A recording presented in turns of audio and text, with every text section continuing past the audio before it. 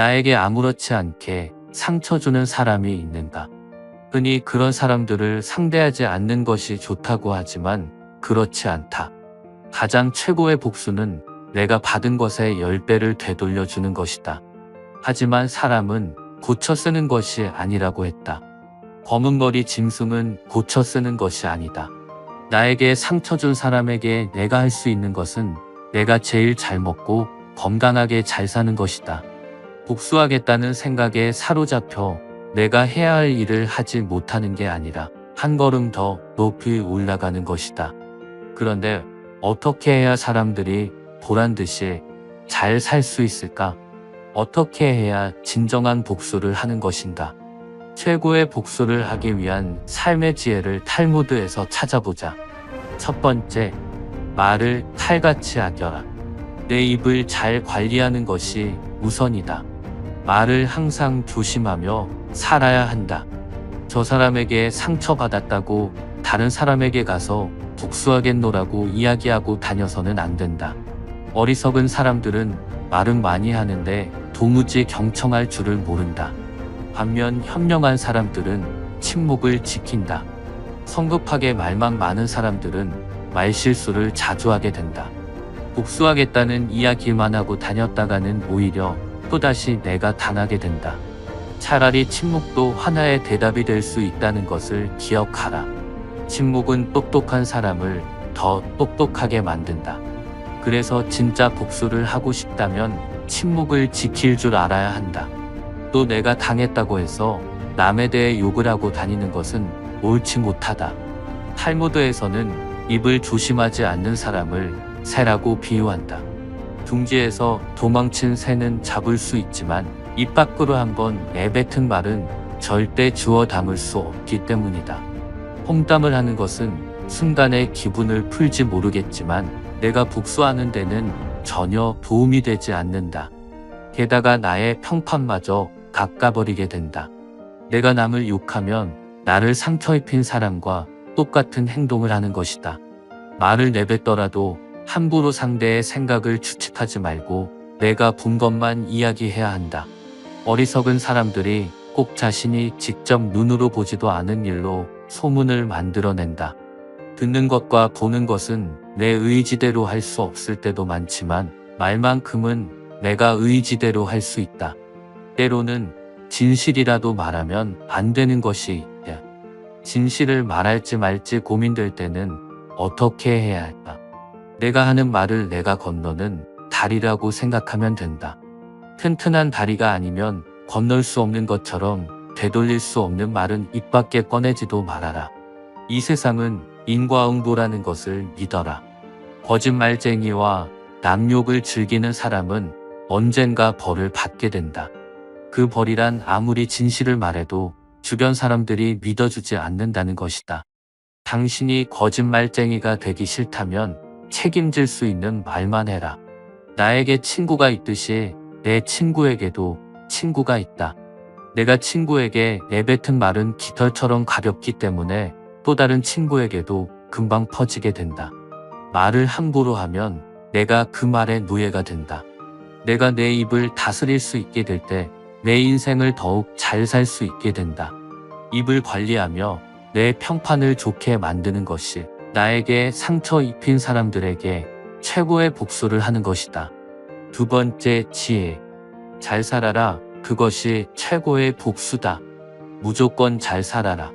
나에게 상처 준 사람보다 잘 살기 위해 마음가짐을 이렇게 바꾸어야 한다. 승자는 다른 길도 있으리라 생각하지만 패자는 길이 오직 하나뿐이라고 고집한다. 승자는 눈을 밟아 길을 만들지만 패자는 눈이 녹기를 기다린다. 승자는 꼴찌를 해도 의미를 찾지만 패자는 오직 1등을 했을 때만 의미를 찾는다. 승자는 새벽을 깨우고 패자는 새벽을 기다린다. 승자는 과정을 위해 살고 패자는 결과를 위해 산다. 승자의 하루는 25시간이고 패자의 하루는 23시간 밖에 안 된다. 승자는 구름 위에 태양을 보고 패자는 구름 속에 비를 본다. 승자 입에는 솔직함이 가득 차고 패자 입에는 핑계가 가득 차 있다. 승자는 행동으로 말을 증명하지만 패자는 말로써 행동을 변명한다. 승자는 7번 쓰러져도 8번 일어서고 패자는 쓰러진 7번을 낱낱이 후회한다. 승자가 즐겨 쓰는 말은 다시 한번 해보자이고 패자가 즐겨 쓰는 말은 해봐야 별 수 없다이다. 이보다 더 힘든 시간은 언제나 있다고 생각해라. 저절로 얻어지는 것은 없다. 단번에 바다를 만들려고 해서는 안 된다. 장미꽃은 가시와 가시 사이에서 피어난다. 세상에는 너무 지나치게 쓰면 안 되는 것이 3가지가 있다. 먼저 해야 할 일부터 손을 대고 뒤로 미룰 수 있는 것은 마지막에 가서 해라. 작은 불도 큰 것을 태울 수 있다. 세상은 약하지만 강한 것을 두렵게 하는 것이 있다. 첫째, 모기는 사자에게 두려움을 준다. 둘째, 거머리는 물소에게 두려움을 준다. 셋째, 파리는 전갈에게 두려움을 준다. 넷째, 거미는 매에게 두려움을 준다. 아무리 크고 힘이 강하더라도 반드시 굴복해야 할 무서운 존재라고는 할 수 없다. 힘이 약하더라도 어떤 조건만 갖추어져 있다면 강한 자를 이길 수가 있는 것이다. 아무것도 선택하지 않은 것은 하나를 선택한 것이다. 아무 방법도 없을 때 선택할 수 있는 한 가지 방법은 용기를 갖는 일이다. 돈이 없는 것은 인생의 절반을 잃은 것이고 용기가 없는 것은 인생의 전부를 잃은 것이다. 너무 지나치게 후회하지 마라. 그것이 옳은 일에 나설 용기를 해친다. 성공의 절반은 인내심이다. 성공의 문을 열려면 밀거나 당기거나 해야 한다. 실패하는 것을 두려워하는 것은 실패한 일보다 더 나쁘다. 실패는 경험이고 성공의 어머니다. 3번째, 남에게 관대하고 친절해라. 지금 힘이 없는 사람이라고 우습게 보지 마라. 만약 내가 그를 우습게 본다면 나를 상처 입힌 사람과 똑같은 행동을 하는 것이다. 힘없고 어려운 사람들은 100번이라도 도와주어라.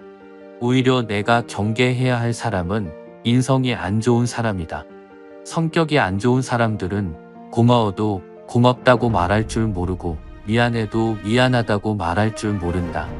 당신만큼은 다른 사람에게 상처 주고 싶지 않다면 마음으로만 고맙게 생각하지 말고 입 밖으로 고맙다라고 이야기해라.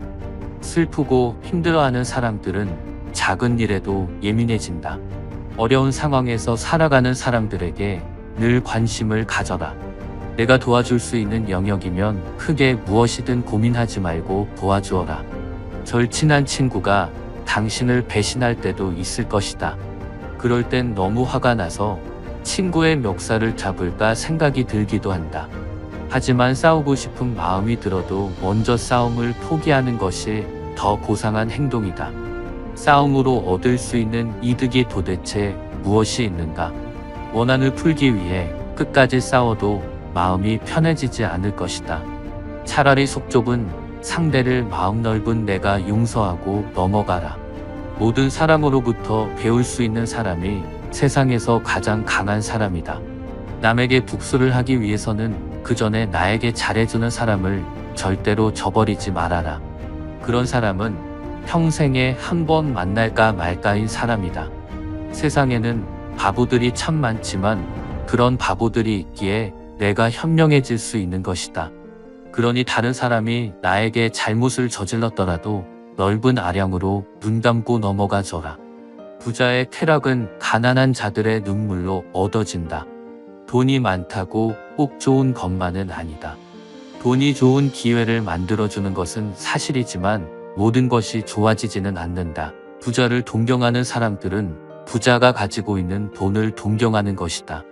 재산이 많은 사람들은 걱정거리도 그만큼 늘어난다. 여기저기서 돈 빌려달라고 난리를 치기 때문이다. 돈은 수치도 아니지만 명예로운 것도 아니다. 인간은 태어날 때 2손을 꼭 쥐고 태어난다. 그러나 죽을 때는 2손을 펴고 죽는다. 이 말은 도대체 무슨 의미인가? 태어날 때는 세상 모든 것을 움켜쥐고 싶어 하지만 죽을 때는 누구나 빈손으로 떠난다는 말이다. 하지만 돈은 살아가는데 없어서는 안 된다는 사실을 부정할 수는 없다.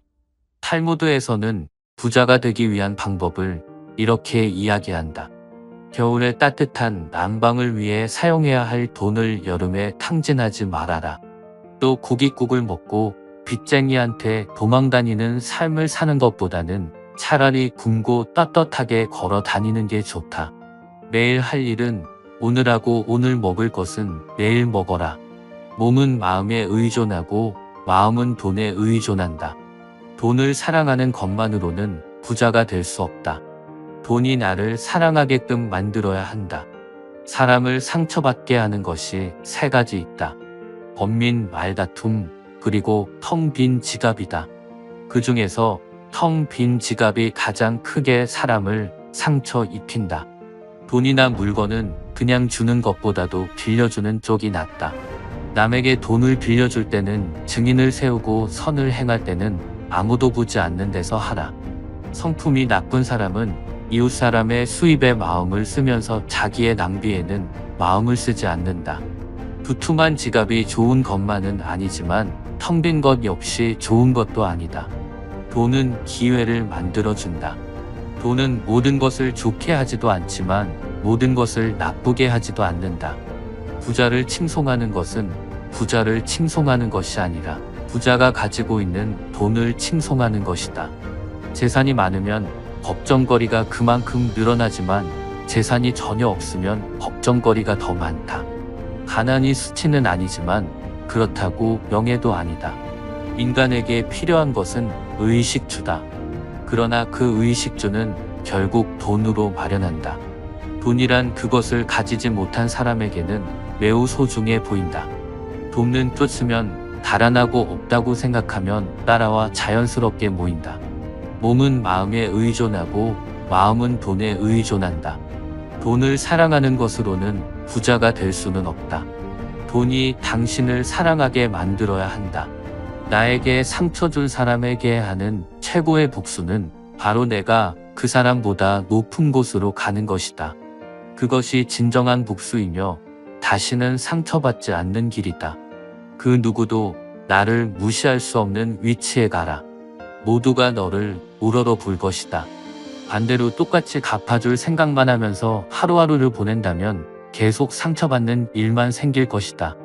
당신에게 상처 준 사람에게 하루라도 빨리 복수하고 싶다면 인생의 지혜를 먼저 갈고 닦아라. 나이 들어 친구도 하나둘 멀어지고 자식들과 함께 있어도 내 외로움을 채워주긴 어렵습니다. 오늘은 죽음의 문 앞에 도달한 부자 노인이 자신의 이야기를 통해 인생의 깨달음을 전해드리려고 합니다. 삶은 손을 쥔 채로 왔다가 떠날 때는 손을 편 채로 간다고 했습니다. 태어났을 때는 세상 모든 것을 주겠다는 마음으로 오지만 사실 떠날 때는 아무것도 갖고 가지 못한다는 의미입니다. 결국 부자가 되었지만 인생이 끝나갈 무렵의 허망함을 느낀 그의 이야기를 한번 들어보겠습니다. 특히 나이 50세를 넘어 인생의 후반기를 살아가고 있는 분이라면 이번 영상을 한번 들어봐 주시기 바랍니다. 나의 편지를 읽게 될 사람들에게 오늘도 그대들은 바쁜 하루를 보내고 있겠죠. 하지만 아무리 바빠도 밥은 꼭 챙겨 드세요. 여기까지 와보니 알겠습니다. 비싼 돈으로 산 핸드폰 80%의 성능은 사용하지도 않았고 내 값비싼 차도 80%의 성능은 필요도 없는 것이었고 호화로운 우리 집도 80%의 면적은 비어있는 공간이나 마찬가지였으며 옷과 일용품들 80% 또한 지극히 필요가 없는 것들이었습니다. 살아보니 인생은 경기장과 같더군요. 전반전은 학력과 지위, 권력과 돈을 가지기 위해 애써 살아왔고 그런 것들이 높고 많으면 이기는 것인 줄 알았지요. 하지만 후반전은 다릅니다. 전반전의 승리를 위해 청춘을 바쳤던 하나밖에 없는 몸. 후반전에는 혈압과 혈당, 당뇨와 유산을 낮추기에 급급했습니다. 전반전은 나보다 높은 상사의 명령을 따라야 했고 후반전은 나의 명줄을 잡고 있는 의사의 명령을 따라야 했습니다. 이제야 알겠더군요. 전반전에서 높이 쌓았던 모든 것들이 잘못하면 후반전에서 누릴 수가 없다는 것을 하물며 경기도 중간에 쉬는 시간이 있거늘 나도 쉬어가며 갔어야 했던 것을 전반전에서 앞만 보고 정신없이 살았던 날들, 이제는 씁쓸한 추억으로 남았습니다. 나의 편지를 읽는 아직은 건강한 지인들에게 딱히 아픈 곳이 없어도 잠자는 거 아까워하지 말고 음료수만 좋아하지 말고 물도 많이 마시고 괴로운 일 있어도 훌 털어버리며 양보하고 베푸는 삶도 나쁘지 않습니다. 돈과 권력이 있어도 교만하지 말고 부유하지 못해도 사소한 것에 만족하며 필요하지 않아도 휴식할 줄을 알며 아무리 바빠도 움직이고 또 운동하세요. 50만원짜리 옷의 가치는 가격표가 증명하고 1억원짜리 자가용은 수표가 증명해주며 20억짜리 집은 집 문서가 증명해주는데 사람의 가치는 뭐가 증명해주는지 알고 있으신가요? 바로 건강한 몸이랍니다. 건강에 들인 돈은 계산기로 두드리지 마세요.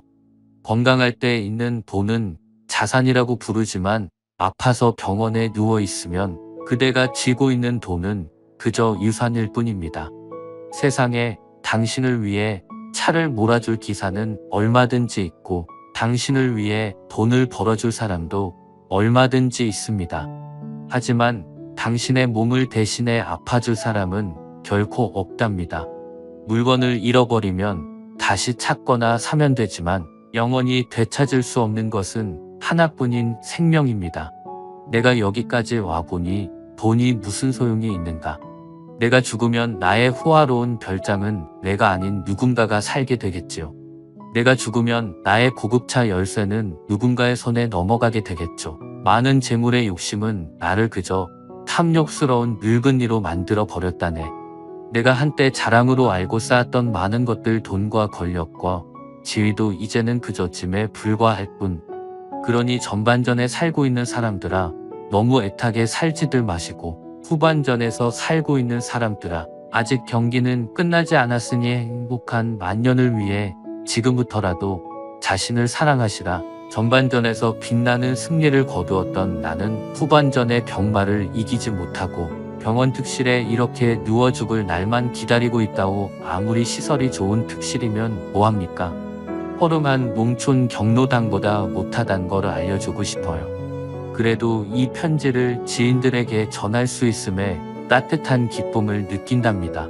바쁘게 세상 살아가는 그대들 자신을 사랑하며 살아가기를 힘없는 나는 이제 마음으로 그대들의 행운을 빌 뿐이라오.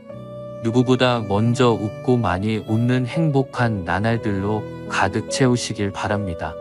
그러기 위해서는 첫째, 외로움을 견디는 걸 연습하세요.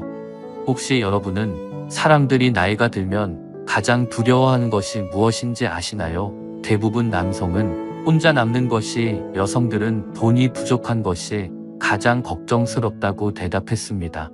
생계에 대한 걱정과 외로움에 대한 걱정은 어쩌면 인간의 본능일지도 모릅니다.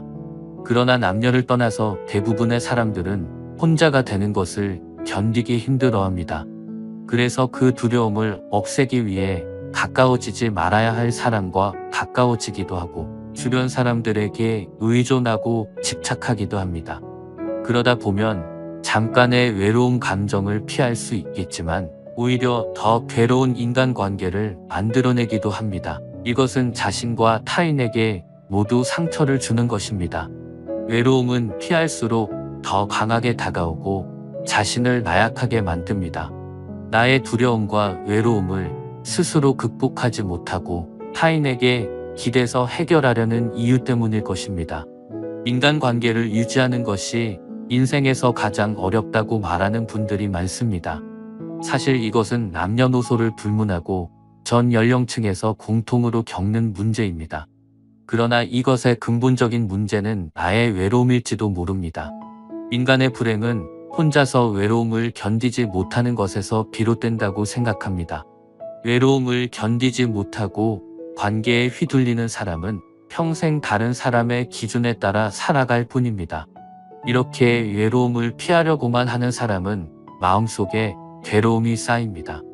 그래서 결국 작은 일에도 큰 상처를 받고 타인에게 집착하게 됩니다. 그러나 외로움을 받아들일 줄 아는 사람은 추운 겨울에도 꺾이지 않는 나뭇가지처럼 굳기 때문에 오히려 인간관계에서 강한 모습을 보여줍니다. 다른 사람과 멀어지는 것이 두렵고 그로 인해 고통스럽게 느끼는 것을 외로움이라고 한다면 고독은 그 외로움을 받아들이는 것입니다. 또한 혼자 있을 때 느끼는 고통이 외로움이라면 혼자 있을 때 느끼는 즐거움은 고독이라고 할 수 있습니다. 외로움은 우리의 선택이 아니라 우리의 운명이지만 고독은 우리의 운명이 아니라 우리의 선택입니다. 외로움은 우울증의 원인이 될 수 있고 고독은 낭만적인 한편 일시의 소재가 될 수 있습니다. 외로움은 술에 취해 잊으려 하지만 고독은 술에 취해 추억하며 웃을 수 있습니다. 외로움은 혼자 있는 것을 원치 않는 상태에서 발생하는 것이고 고독은 혼자 있는 것을 원하는 상태에서 발생하는 것입니다. 혼자 있는 것을 즐기는 능력을 갖추면 건강한 인간관계와 내 인생의 주체성을 얻을 수 있습니다.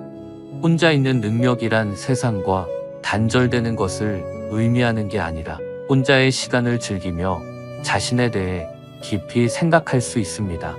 이 세상에는 영원한 것은 없으므로 인간관계에 집착하지 않고 여유롭게 대할 줄 알아야 합니다.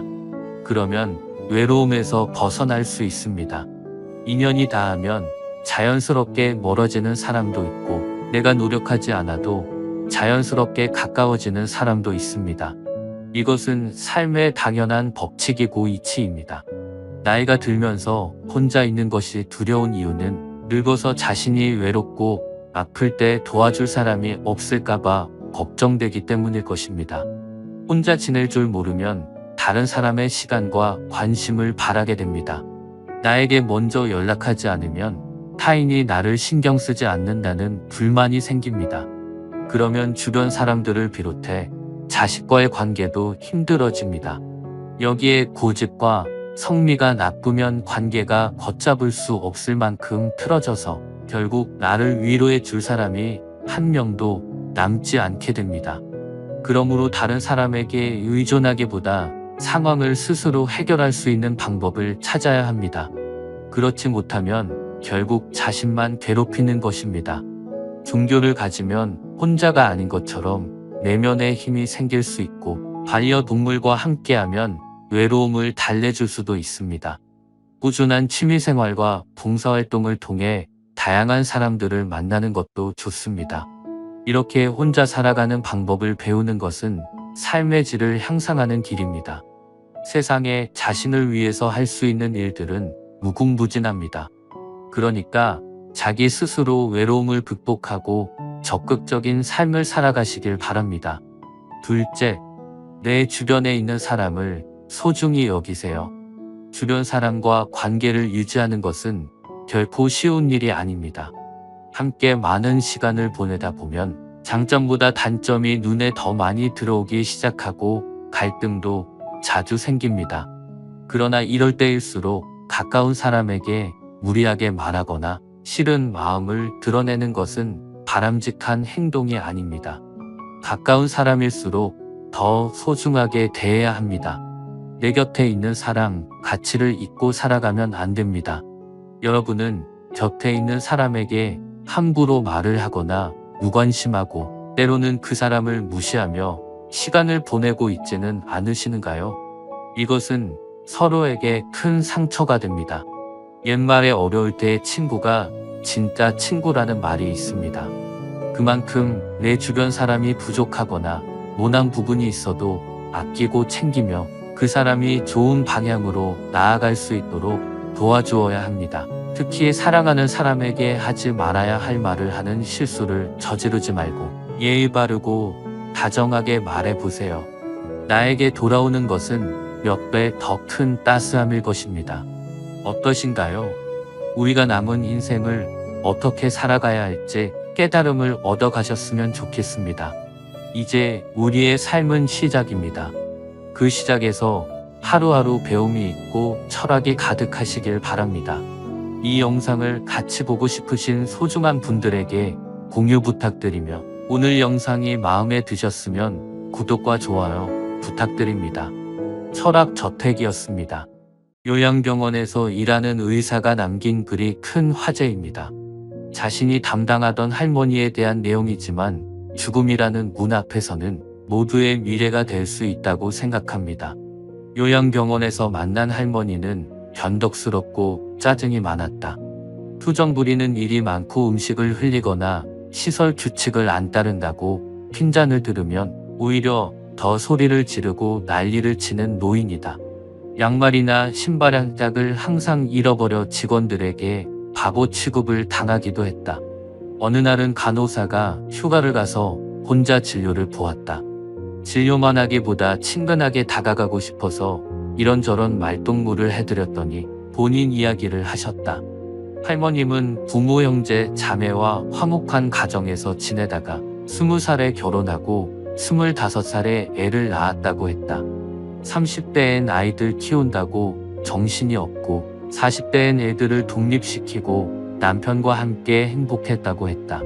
50대엔 손주들이 생겨서 갱년기를 극복하고 다시 한번 삶의 의미를 찾았다고 했다. 그러나 60대부터는 안 좋은 일들의 연속이라고 하소연을 한다. 남편이 죽고 둘 있는 자식은 유산으로 크게 다투고 연락이 거의 끊긴 상태라고 했다. 그러면서 너무 외롭고 힘들다고 부모님을 생각하면서 자기를 조금만 더 따뜻하게 봐달라고 했다. 이 얘기를 듣는 순간 아차 싶었다. 그동안 진료 본 나날들을 반성하게 되었다. 그리고 3개월 후 할머니는 하늘나라로 떠났다. 마지막까지 가족은 오지 않았다. 하늘에서는 사랑하는 사람들과 행복하게 지내길 진심으로 바란다. 하지만 이 세상이 그녀에게 남긴 것은 남은 진료비와 요양비용 청구서다. 이 할머니는 홀로 요양병원에 들어와 힘든 여생을 보내다 간 것 같지만 가족들이 찾아오는 경우도 크게 다르지 않다. 요양병원에 면회 와서 서 있는 가족의 위치를 보면 촌수가 바로 나온다. 침대 옆에 바싹 붙어 눈물 콧물 흘리면서 이것저것 챙기는 여자는 딸이다. 그 옆에 뻘쭘하게 서 있는 남자는 사위다. 문간쯤에 서서 먼 산 바라보고 있는 사내는 아들이다. 복도에서 휴대폰 만지작거리고 있는 여자는 며느리다. 요양병원에 장기 입원하고 있는 부모를 그래도 이따금씩 찾아와서 살뜰히 보살피며 준비해온 밥이며 반찬이며 떠먹이는 자식은 딸이다. 대개 아들놈들은 침대 모서리에 잠시 걸터 앉아 딸이 사다 놓은 음료수 하나 까먹고 이내 사라진다. 아들이 무슨 신주단지라도 되듯이 아들 원하며 금지옥력 키워놓은 벌을 늙어서 받는 것이다. 딸 하나 열아들 부럽지 않은 세상인 것은 그때는 몰랐다. 요양병원에서는 오늘도 우리의 미래가 될 많은 그들이 창살 없는 감옥에서 의미 없는 삶을 연명하며 희망 없는 하루하루를 보내고 있다. 그들도 자신의 말로가 이렇게 될 줄은 전혀 몰랐을 것이다. 자신과는 절대 상관없는 이야기라고 믿고 싶겠지만 그것은 희망사항이다. 결코 남의 이야기가 아니다. 우리는 나이가 들고 서서히 정신이 빠져나가면 어린애처럼 속이 없어지고 결국 원하던 원치 않던 자식이 있던 없던 마누라 남편이 있던 돈이 있던 없던 세상에서 지위가 높던 낮던 잘났던 못났던 모든 분들이 요양원이나 요양병원에서 생의 마지막을 보내게 된다. 그곳은 자기가 가고 싶다고 해서 갈 수 있는 곳도 아니다. 자식에게 떠밀려서 가는 곳이다. 자식들과 대화가 단절되기 시작하면 갈 곳은 그곳밖에 없다. 산 사람은 살아야 하니까. 두고 보면 안다. 그래도 어쩌랴. 내 정신을 가지고 사는 동안에라도 맛있는 것 먹고 가고 싶은 곳 다 보고 싶은 것 보고 하고 싶은 것 하면서 즐겁고 재미있게 살아야지. 기적 같은 세상을 그저 그렇게 보낼 수 없지 않겠는가. 최근에는 90세가 넘은 할아버지가 오셨다. 할아버지는 병이 너무 깊었다. 옆에서 할머니가 성경을 읽으며 지극정성으로 할아버지 곁을 지켰다. 아침 저녁으로 할아버지 가족들이 병실을 다녀갔다. 아버지가 이제는 못 일어나신다. 이젠 화장실 걸음도 못 하신다. 조금 전에도 의사가 호수로 오줌 빼주고 갔다. 할머니는 눈물을 글썽이며 아들에게 말했다. 아들은 아무 말이 없었다. 그날 저녁 할아버지 막내딸이 병실로 찾아왔다. 지방에서 올라온 막내딸은 할아버지 손을 잡고 한참을 울었다. 할아버지는 괜찮다고만 했다. 막내딸은 3일 동안 할머니와 함께 병실에서 잠을 잤다. 아빠, 나 이제 가봐야 하거든. 아빠하고 같이 있고 싶은데 그럴 수가 없어. 김서방 출근도 시켜야 하고 아이들 학교도 보내야 해. 그녀는 울먹이며 늙으신 아버지 가슴에 얼굴을 묻었다. 아빠, 옛날 일 기억나? 아빠하고 나하고 매일 들밭을 걸어서 학교 갔었잖아. 여름 장마 때면 아이들은 잔뜩 부른 개울물 앞에서 늘 아빠를 기다렸어.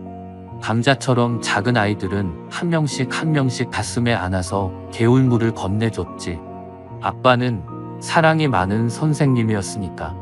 아빠가 학교에서 숙직하던 날 기억나지?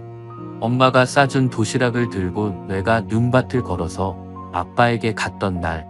내 발바닥 꽁꽁 얼었다고 아빠가 따뜻한 배 안으로 내 발을 집어넣었잖아. 얼마나 차가웠을까. 막내딸은 울음을 삼키며 할아버지 가슴에 다시 얼굴을 묻었다.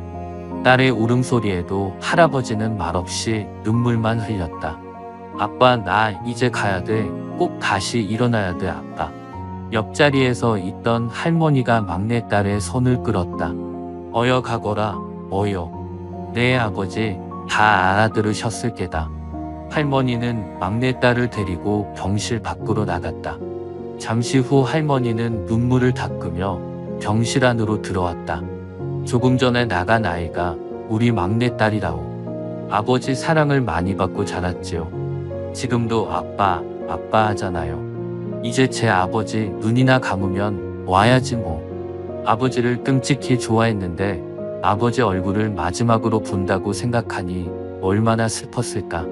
바로 그때 할아버지 목소리가 들려왔다. 임자, 임자. 할아버지는 가쁜 숨을 몰아쉬며 일으켜 달라고 했다. 할머니와 나의 부축을 받으며 할아버지는 한 걸음 한 걸음 창가 쪽으로 걸어갔다. 할아버지는 힘겨운 숨을 고르며 창밖을 살폈다. 창문 밖 멀지 않는 곳에 정문 쪽으로 걸어가는 막내딸의 뒷모습이 보였다. 할아버지는 오른팔을 들었다. 딸의 뒷모습을 어루만지듯 할아버지는 유리창을 쓰다듬었다. 딸을 향해 마지막 인사를 하는 할아버지의 눈가로 눈물이 조용히 흘러내렸다.